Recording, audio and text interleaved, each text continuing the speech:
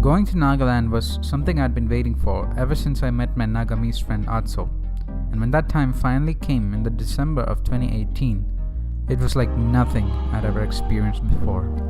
So here are 5 things that Nagamese people do differently. Number 5. Everyone speaks English. Like literally every single person that you meet on the road speaks flawless English. It's a blessing for me because I don't know any Hindi and I have a hard time talking to people in other parts of India because of that. Nagaland is a pretty wild country, but it's nice to know that English is one of the common languages. In fact, I think they speak more English than people back at my IIT campus do. Number 4. You farm, you win.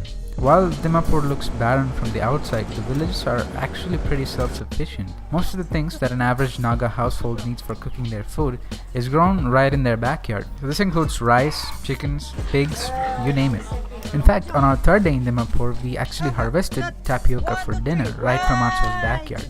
We dug it up, pickaxe and all, and they were really huge. It was like the size of my leg. Now, I come from Kerala where we traditionally do grow tapioca, but even I hadn't seen any that were quite this big. Which brings me to the 3rd thing, food. Amongst the many delicacies that we tried in Nagaland were, and no, we did not eat this dog, were crickets and silkworms. It doesn't really taste that bad. Tastes like cheese, I guess. But there were other things that you could buy at the marketplace which are not exactly PETA friendly enough for this vlog, so I'll not be showing them. But I really love the simple food that they make. Just Naga sticky rice and my favorite, pork. I know, sad, but delicious. Hey, that could be an album title. Number 2. They do tribes.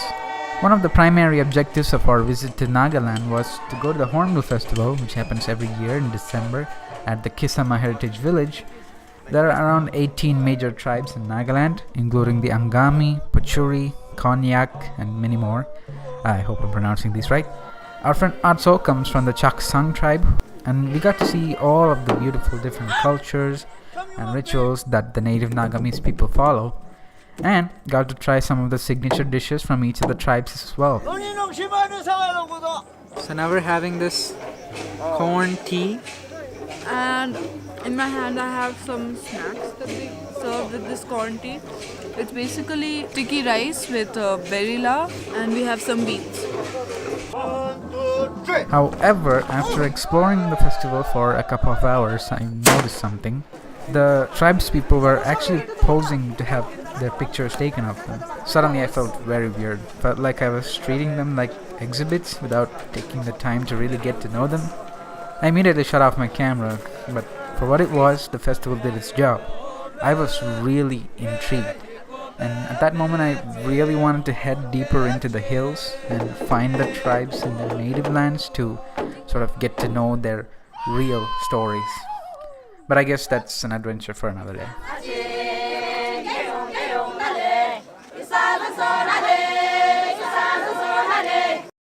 Number 1. By far, the most amazing thing that we saw in Nagaland was how people treat you. Nagamese people are so nice you would not believe it. When we were staying with Atso and his family, it was as if we'd been staying there our whole lives. They welcomed us with open hands and delicious warm food. Everyone was super excited to have us over, and we did not feel like strangers there. In Kohima, our amateur tour guides Lydia and Kedu, who are friends of Atso's sisters, were nice enough to take us all around the city to the war cemetery, which was built in 1946 in memory of the soldiers who died in the Second World War, and the Baptist church atop Aradra Hill, from where we had this awesome view of the whole of Kohima.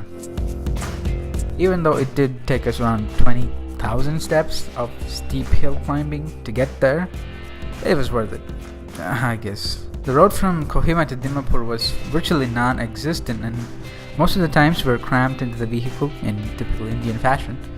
But I'm so happy that it didn't even feel taxing in the slightest bit, and the landscape, of course, was incredible.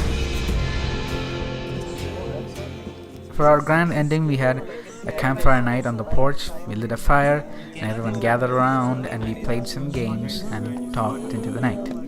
And so this is where I want to end the video, with this picture of everyone gathered around the fire. When you're in a strange land, there's no feeling quite like a sense of belonging.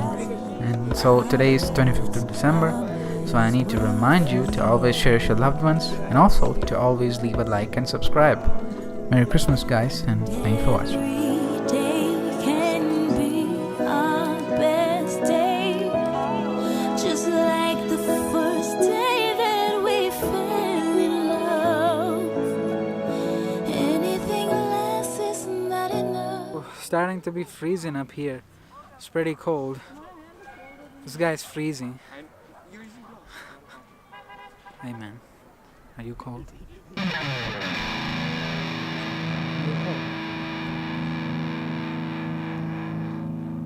A little bit.